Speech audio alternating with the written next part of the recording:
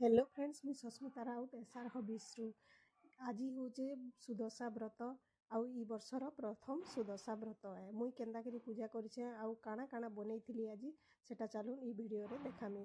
पहला मुई कलश के सजेकरी बसई देली। कलश रखवा लगी ई आसनटा मुई निजे बनेछे। देखुन काली राति एका बनाली आज पूजा करवा लगी आ मते देखिकरी बहुत भल भी लागुचे, बहुत सुंदर भी हेइची आ बहुत कम टाइम रे भी हेई गला। तब कलश बसैकरी मुई महाप्रभु को भी गधे पधेकरी बसई देथिली। तापरे तुलसी चौरा रे जेकरी पूजा करिकरी ताको भी भोग लगई देली। तापरे लक्ष्मी माँ को आगमन लगी प्रार्थना करिकरी ताको घर के नेइकरी आसली। रंधा घरे भी झुटी दे देथिली आउ गैस उपरे भी झुटी देकी ताको भी टिके पूजा करदेली लक्ष्मी माँ को। तापरे घरे आसिकरी लक्ष्मी माँ को आउ सबू देवगण आउ देवीगण मान को फल भोग लगाली। पहला तो फल भोग लागसी, तापरे जेकरी अन्न भोग लागसी। तो मुई फल भोग लगे देली आउ माँ को नमस्कार करिकरी टिके ताकर स्तुतिटा पढ़ली। तारपरे मुई दीप धूप देकरी माँ को जुहार कली आउ प्रार्थना कली सबुदिन आमर घरे एंता ही तमर आशीर्वाद थाउ बोलिकरी। तापरे सुदशा व्रतर कथाटा मुई एबे नहीं पढ़ी, पछे पढ़ली। पहला अन्न भोग लगी रांधी गली, भात कर देइछे आउ इटा चाउल बुतरेइछे मड़ा बनाबार लगी।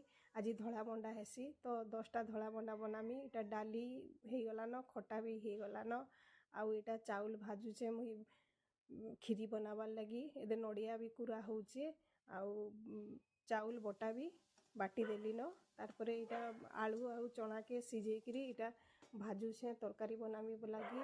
आउ इटा मंडा पिठा लगी जतनी भी बसई देली न। याडू तरकारी भी करदेमी बोलिकरी जल्दी जल्दी मसला भाजी देली न। मिर्चा तो नहीं पड़ी, बाकी खाली हल्दी नून आउ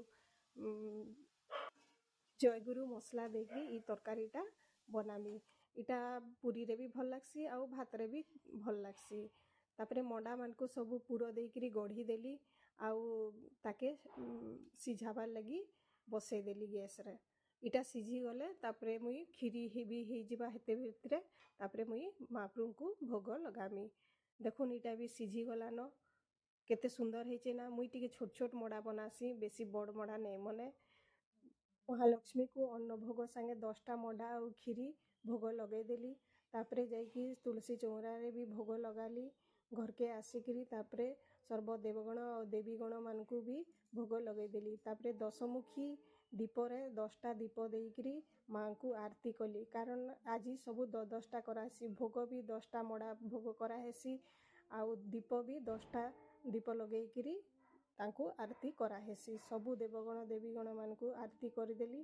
तापरे मुई धूप भी देली, धूप भी लगेकरी सबको देखे देली।